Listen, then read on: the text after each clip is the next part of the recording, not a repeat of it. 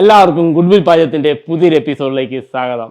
ഇന്ന് നമുക്കൊരു നാടൻ രീതിയിൽ വീടുകളിൽ തയ്യാറാക്കുന്ന ഒരു കോട്ടയം സ്റ്റൈല് ചിക്കൻ വെച്ച് ഒരു കിഴങ്ങറി ആയാലോ.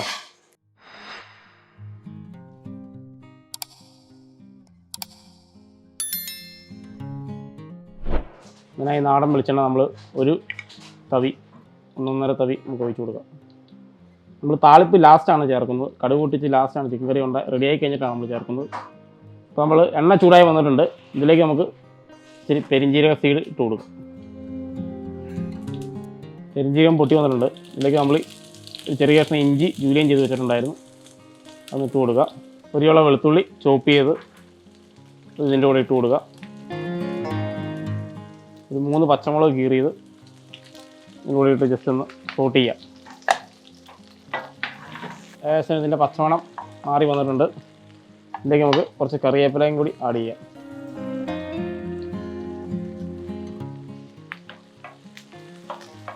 നമുക്ക് പഴയ കാലത്ത് അമ്മച്ചിമാർ വീടുകളിൽ ഉണ്ടാക്കുന്നതാണ് ചിക്കൻ കിഴങ്ങിട്ടുള്ളൊരു കറി. കോട്ടയം ഏരിയയിലൊക്കെ പുരാതന കാലത്ത് കണ്ടുവരുന്ന ഒരു കറിയാണ്. അപ്പോൾ അതിനായി ഞാൻ ഒരു കഷ്ണം സവോള സ്ലൈസ് ചെയ്ത് വെച്ചിട്ടുണ്ടായിരുന്നു, അതും ഇതിലൂടെ ഇട്ട് കൊടുക്കാം. മുഴുത്ത സവോളയാണ് എടുത്തിരിക്കുന്നത്. ജസ്റ്റ് ഒന്ന് വാടാൻ വേണ്ടിയിട്ട് നമുക്കിതിലേക്ക് ഇച്ചിരി ഉപ്പിട്ട് കൊടുക്കാം. നമ്മളിപ്പോൾ 1 സ്പൂൺ ഉപ്പിട്ട് കൊടുക്കുകയാണ്. നന്നായിട്ട് ഇളക്കി കൊടുക്കുക. സവോള നന്നായിട്ട് ബ്രൗൺ കളറായി വരുമ്പോഴേക്കും ഇതിലേക്ക് നമുക്ക് തക്കാളി ആഡ് ചെയ്യാം.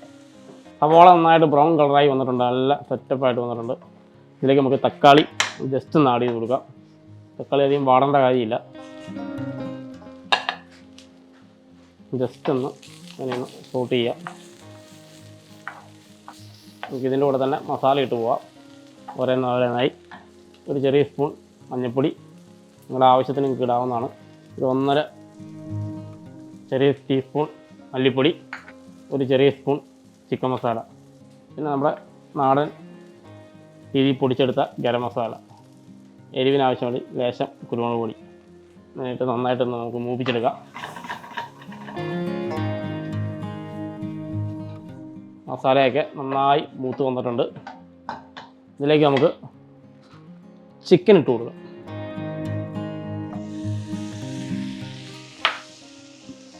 ചിക്കൻ വേവൻ്റെ കൂടെ തന്നെ ഉരുളക്കിഴങ്ങ് വെന്തോളും. നമ്മളൊരു കഷ്ണം ഉരുളക്കിഴങ്ങ് കട്ട് ചെയ്ത് വെച്ചിട്ടുണ്ട്.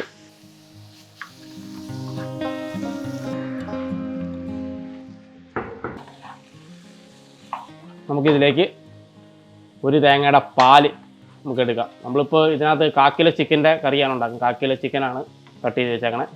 ഇതിലേക്ക് ഒരു തേങ്ങയുടെ തേങ്ങാപ്പാൽ ഒഴിച്ചു കൊടുത്ത്, തേങ്ങാപ്പാലിലാണ് ഇത് വേവേണ്ടത്. നമുക്ക് ഒരു തേങ്ങയുടെ തേങ്ങാപ്പാൽ ഇതിലേക്ക് ഒഴിച്ചു കൊടുക്കാം.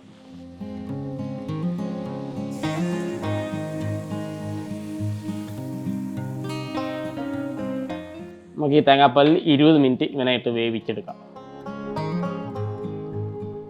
അപ്പോഴേക്കും നമ്മുടെ നാടൻ രീതിയിലുള്ള ചിക്കൻ ഉരുളക്കിഴങ്ങ് കറി റെഡിയാവും.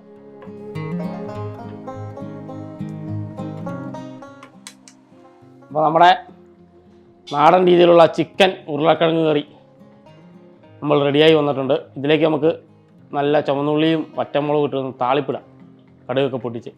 അപ്പോൾ നമ്മുടെ താളിപ്പിന് വേണ്ടിയിട്ട് പാൻ ചൂടായി വന്നിട്ടുണ്ട്. ഇതിലേക്ക് ഒരു ചെറിയ സ്പൂൺ വെളിച്ചെണ്ണ ഒഴിച്ചു കൊടുക്കാം. നമുക്കിതിലേക്ക് കടുക് ഇട്ട് കൊടുക്കാം. ഒരു 3 കഷ്ണം ചുവന്നുള്ളി സ്ലൈസ് ചെയ്ത് വെച്ചിട്ടുണ്ടായിരുന്നു, താളിപ്പിന് വേണ്ടിയിട്ടാണ്. ഇത് നമുക്ക് നന്നായിട്ട് മൂപ്പിച്ച് അതിലേക്ക് ഇട്ട് കൊടുക്കാം. അതിൻ്റെ കൂടെ ഒരു ഉണക്കമുളകും 2 കറിവേപ്പിലയും. അപ്പോഴേക്കും നമ്മുടെ ചിക്കൻ കറി റെഡി.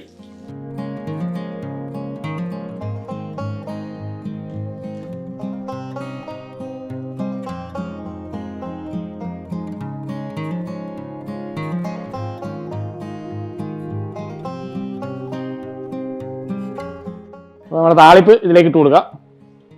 നല്ല സെറ്റപ്പായിട്ട് കിടക്കട്ടങ്ങോട്ട് നല്ല അടിപൊളിയായിട്ട്.